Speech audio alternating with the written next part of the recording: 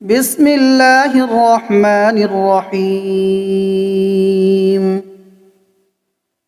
تبارك الذي بيده الملك وهو على كل شيء قدير، الذي خلق الموت والحياة ليبلوكم أيكم أحسن عملا وهو العزيز الغفور. الذي خلق 7 سماوات طباقا ما ترى في خلق الرحمن من تفاوت فارجع البصر هل ترى من فطور ثم ارجع البصر كرتين ينقلب إليك البصر خاسئا وهو حسير. ولقد زينا السماء الدنيا بمصابيح وجعلناها رجوما للشياطين وأعتدنا لهم عذاب السعير. وللذين كفروا بربهم عذاب جهنم وبئس المصير.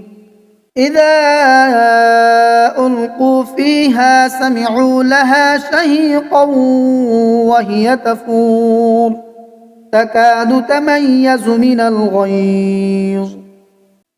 كلما ألقي فيها فوج سألهم خزنتها ألم يأتكم نذير قالوا بلى قد جاءنا نذير فكذبنا وقلنا ما نزل الله من شيء إن أنتم إلا في ضلال كبير.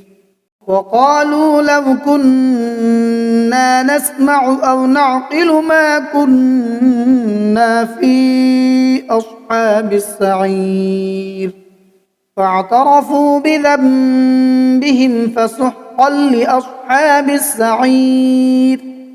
إن الذين يخشون ربهم بالغيب لهم مغفرة وأجر كبير. وأسروا قولكم أو اجهروا به إنه عليم بذات الصدور. ألا يعلم من خلق وهو اللطيف الخبير. هو الذي جعل لكم الأرض ذلولا فامشوا في مناكبها وكلوا من رزقه وإليه النشور.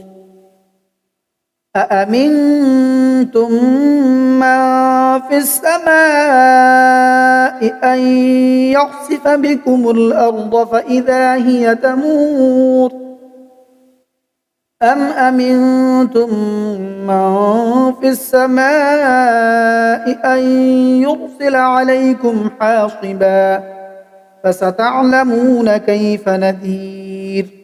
ولقد كذب الذين من قبلهم فكيف كان نكير. أولم يروا إلى الطير فوقهم صافات ويقبضن ما يمسكهن إلا الرحمن إنه بكل شيء بصير. أمن هذا الذي هو جند لكم ينصركم من دون الرحمن إن الكافرون إلا في غرور. أمن هذا الذي يرزقكم إن أمسك رزقه بل لجوا في عتو ونفور. أفمن يمشي مكبا على وجهه أهدى